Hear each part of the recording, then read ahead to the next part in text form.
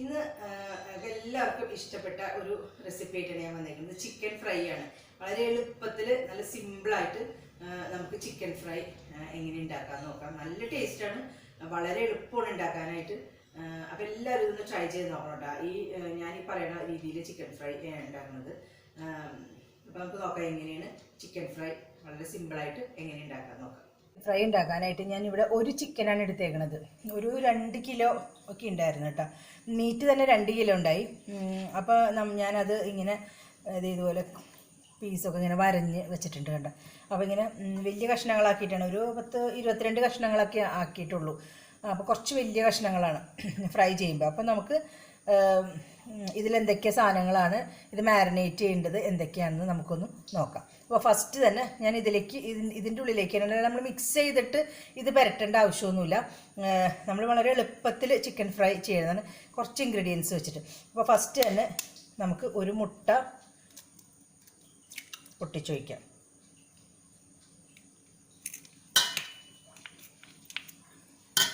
ഒരു മുട്ട പൊട്ടിച്ച് വയ്ക്കാം. അത് കഴിഞ്ഞിട്ട് നമുക്ക് വേണ്ടത് ഒരു 4 ടേബിൾ സ്പൂൺ കോൺഫ്ലവർ ഇട്ട് കൊടുക്കാം. പിന്നെ വേണമെങ്കിൽ നമുക്ക് നോക്കിയിട്ട് ഇടാട്ടോ. ഇപ്പോൾ ഒരു 2 കിലോ ഉള്ള കോഴിക്കാണ് ഈ പറയണത് കേട്ടോ. 4 ടേബിൾ സ്പൂൺ കോൺഫ്ലവർ. പിന്നെ വേണ്ടത് നമുക്ക് ഒരു ടീസ്പൂൺ കുരുമുളക് പൊടി. അത് നമ്മുടെ എരിവനുസരിച്ചിട്ട് ചേർത്താൽ മതി. പിന്നെ എല്ലാം കുറേശ്ശെ മതി കേട്ടോ. 1 ടീസ്പൂൺ മല്ലിപ്പൊടി, പിന്നെ മുളക് പൊടി 1 ടീസ്പൂൺ. അത് നമ്മുടെ എരിവനുസരിച്ചിട്ടിട്ട് മുളക് പൊടി ചേർക്കാം. ഇതിപ്പോൾ സാധാ മുളക് പൊടിയാണ്. പിന്നെ ഒരു 1/4 ടീസ്പൂൺ മഞ്ഞൾപ്പൊടി. പിന്നെ വേണ്ടത് നമ്മുടെ കാശ്മീരി മുളക് പൊടിയാണ്. അത് കളറ് കിട്ടാൻ വേണ്ടിയിട്ട് കുറച്ച് കൂടുതൽ ചേർക്കാം. ഒരു 2 ടീസ്പൂൺ ഞാൻ ഇട്ടിട്ടുണ്ട്. അപ്പോൾ കളറിനനുസരിച്ചിട്ട് നമുക്ക് ചേർക്കാം കേട്ടോ. അതിൽ വലിയ എരിവൊന്നും ഉണ്ടാവില്ല. പിന്നെ ചേർക്കണത് ഒരു ടീസ്പൂൺ ഗരം മസാലയാണ് കേട്ടോ. അപ്പോൾ 1 ടീസ്പൂണാണ് ഗരം മസാല ചേർത്തേക്കണത്. അപ്പം എല്ലാം ഓരോ ടീസ്പൂൺ ചേർത്തിട്ടുണ്ട്. പിന്നെ നമുക്കിനി ആവശ്യത്തിന് ഉപ്പ് ചേർത്ത് കൊടുക്കാം.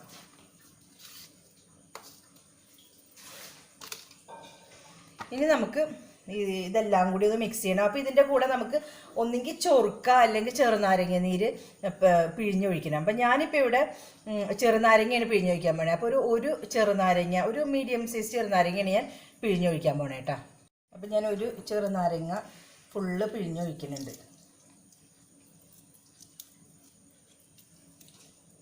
അപ്പം അടുത്ത മുറിയും കൂടി പിഴിഞ്ഞൊഴിക്കും.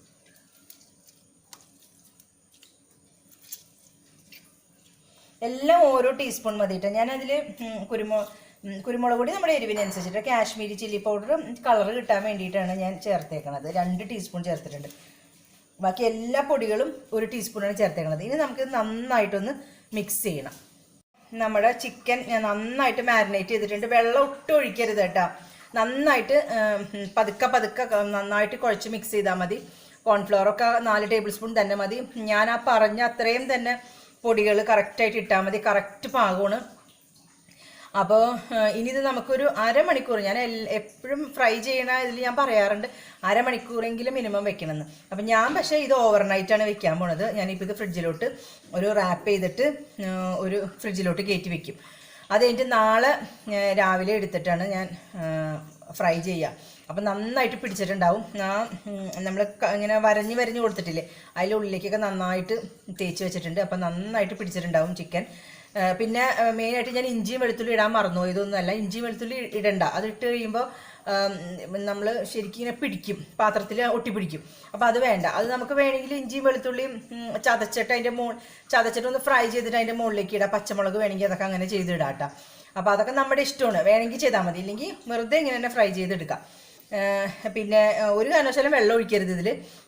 എന്താണ് മുട്ടയുടെയും പിന്നെ നമ്മളുടെ എന്താണ് ചെറുനാരങ്ങ നീര് അല്ലെങ്കിൽ ചൊറുക്കൊഴിക്കൂലേ, അപ്പോൾ അതിൻ്റെയൊക്കെ അത്രയും നനവ് മാത്രം മതി. നന്നായിട്ട് പെരണ്ട് വന്നോളും. അപ്പോൾ നമുക്കിതൊന്ന് ഫ്രിഡ്ജിലോട്ട് വയ്ക്കാം. ചിക്കൻ ഒക്കെ മാരിനേറ്റ് ചെയ്ത് ഓവർനൈറ്റൊക്കെ വെച്ചിട്ടുണ്ടായിരുന്നു. അപ്പോൾ നമുക്ക് ചിക്കനൊന്ന് വറക്കാട്ടെ. അപ്പോൾ ഞാൻ ഓയിൽ ഒഴിച്ചു കൊടുത്തിട്ടുണ്ട്.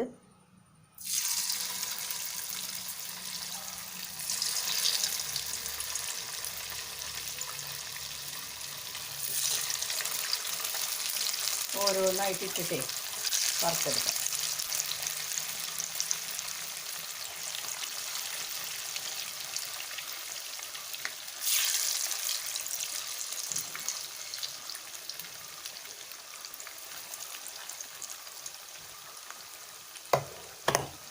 ഇനി ഇത് നന്നായിട്ട് ഫ്രൈ ആകുമ്പോൾ തിരിച്ചിട്ടിട്ട് കോരിയെടുക്കണം. തിരിച്ചിട്ട് കൊടുക്കാം.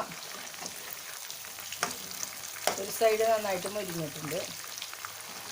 കണ്ട, ഇഞ്ചിയും വെളുത്തുള്ളിയൊന്നും ഇടാത്ത കാരണം ഒട്ടും അടിയിൽ പിടിച്ചിട്ടൊന്നുമില്ല. നല്ല സ്മൂത്തായിട്ട് നമുക്ക് കിട്ടും. അപ്പോൾ നമുക്ക് ഇതുപോലെ എല്ലാ ചിക്കനും ഫ്രൈ ചെയ്തെടുക്കണം. അത് കഴിഞ്ഞിട്ട് നമ്മൾ വേറെ കുറച്ച് സാധനങ്ങൾ ചേർക്കാം. അപ്പോൾ ഇത് ചിക്കനൊക്കെ വറുത്ത് കഴിഞ്ഞിട്ട് ഞാനത് പറയാം കേട്ടോ. അപ്പോൾ നമ്മുടെ ചിക്കനൊക്കെ ആയിട്ടുണ്ട്. നമുക്കിതൊന്ന് കോരിയെടുക്കാം. എന്നിട്ട് നമുക്ക് അടുത്തത് ഇട്ട് കൊടുക്കാം.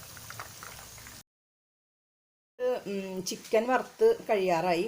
അപ്പോൾ നമുക്ക് ചിക്കൻ വറുത്ത് കഴിയുമ്പോൾ കുറച്ച് സാധനങ്ങൾ ചെയ്ത് വെക്കണം. അപ്പോൾ കുറച്ച് വെളുത്തുള്ളി, ഒരു 10-15 അല്ലി വെളുത്തുള്ളി ഉണ്ട്, ഒരു 3-4 പച്ചമുളക് നമ്മുടെ എരിവിനനുസരിച്ചിട്ട്.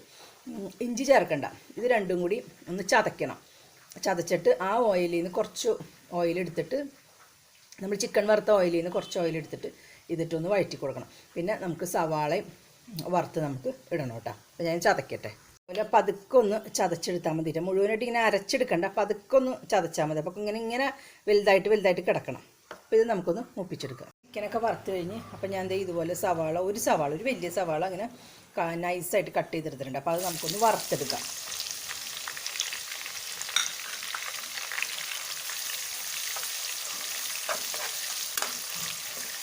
ഇത് നന്നായിട്ട് മുരിച്ച് വറക്കണം. അതിൻ്റെ കൂടെ അത് വറാകുമ്പോൾ കുറച്ച് വേപ്പിലയും കൂടി ഇട്ട് കൊടുക്കണം. സവാള നന്നായിട്ട് ഒരുവിധം മൂത്ത് വന്നിട്ടുണ്ട്. അപ്പോൾ നമുക്ക് വേപ്പില ഇട്ട് കൊടുക്കാം.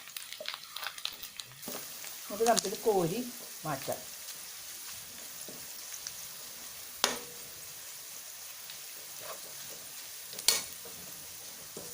തീ കൂട്ടിയിട്ട് കൊടുക്കണം കേട്ടോ. കൂട്ടി വെച്ചിട്ട് വേണം സവാളയൊക്കെ വറക്കാനായിട്ട്.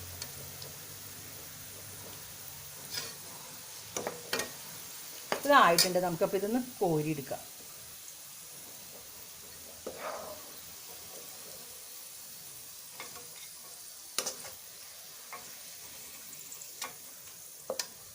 പത്ത് മാറ്റി. അപ്പോൾ നമുക്ക് നമ്മുടെ വെളുത്തുള്ളിയും പച്ചമുളകും കൂടി അതിലേക്ക് ഒന്ന് ഇട്ട് കൊടുത്തിട്ട് ഒന്ന് ഒപ്പിച്ചെടുക്കാം.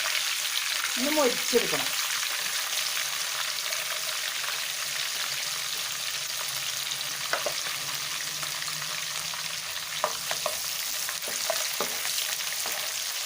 ഇന്ന് മൊരിഞ്ഞ് വരുമ്പോൾ നമുക്ക് കോരിയെടുക്കാം കേട്ടോ. വെളുത്തുള്ളിയും പച്ചമുളകും മൂത്തിട്ടുണ്ട്. അപ്പോൾ നമുക്ക് നല്ലോണം മൊരിഞ്ഞിട്ടുണ്ട് കേട്ടോ. അപ്പോൾ നമുക്ക് ഇത് കോരിയെടുക്കാം.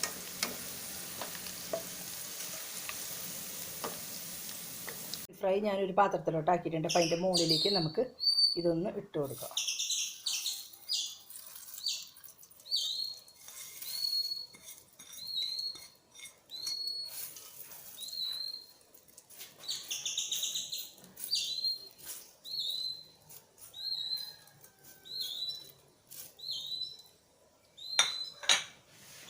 അപ്പോൾ ഇതാണ് നമ്മളുടെ ചിക്കൻ ഫ്രൈ.